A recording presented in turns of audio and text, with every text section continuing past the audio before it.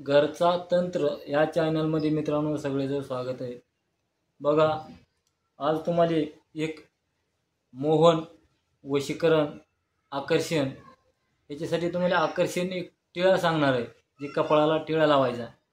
याच्यासाठी बरेच फोन आले, पडेमा एखादा वशीकरणाचा मोहनचा उपयोग सांगा। तर तुम्हाला काय करायचे, कसा हे टिळा बनवायचा सांगतो तुम्हाला। अश्वगंधा चूर्ण, लाजाळू चूर्ण, गोरक्षण, हरतळा आणि मानशिळस।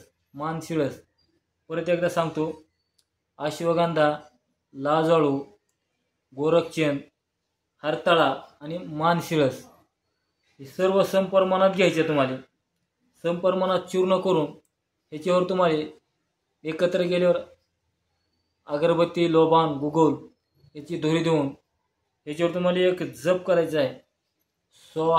स्वाहाचा जप करून एकदा जप केलं की एकदा त्या जे आपण गंध तयार केली त्याच्यावर स्वाहा म्हणलं की अशी त्या वाटीवर, बाटली जिथे फुला तिथे फूक मारायची। तर असे जर ती गंध सिद्ध होईल आणि गंध सिद्ध झाल्यानंतर ती तुम्हाला एका डब्यात भरून ठेवायचं आहे। डब्यात भरून ठेवला ती वला करताना पण त्याला काय करायचं, तुम्हाला गाईचं दूध भेटलं तर गाईच्या दुधानं वला करायचा आहे।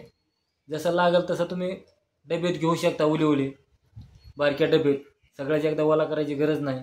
एकदा जप करून ठेवल्यानंतर तुम्हाला कुठं बाहेर कोर्ट कचेरी बाहेर जायचे, तिथे तुमचे काम होत नाही, जिथं तुमचा कामाची शक्यता कमी आहे, तिथं काम होणार नाही, त्या दिवशी तुम्हाला गंध लिहून जायचे नाही। तुम्हाला ते डबीत संग घेऊन जायचे।